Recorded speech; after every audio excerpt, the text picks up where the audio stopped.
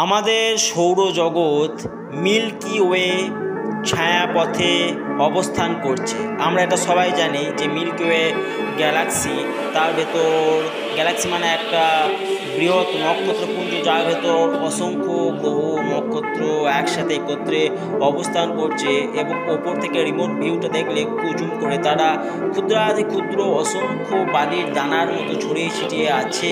সংখ্যায় প্রায় 100 থেকে 400 বিলিয়ন হতে পারে।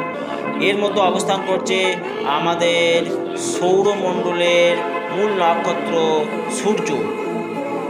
এর বাইরে আবার চারপাশে সূর্যকে কেন্দ্র করে সৌরমণ্ডলে বিভিন্ন গ্রহ প্রদক্ষিণ করছে, যার মধ্যে তৃতীয় স্থান অবস্থান করছে আমাদের পৃথিবী। সেই পৃথিবীতে আমরা অবস্থান করছি। রিমোট ভিউটা আপনারা দেখলেই বুঝতে পারবেন যে একটা গ্যালাক্সিকেও কত ছোট কত ক্ষুদ্র দেখাচ্ছে মহাকাশে, এবং বালির দানার মতো ঝিকমিক করছে যাবতীয় নক্ষত্রপুঞ্জ, এমনকি ছায়াপথ গ্যালাক্সিগুলো কত ক্ষুদ্র দেখাচ্ছে।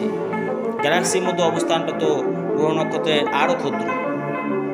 এরকম আপডেট আরও পেতে চ্যানেলটি সাবস্ক্রাইব করে রাখবেন। Thank you.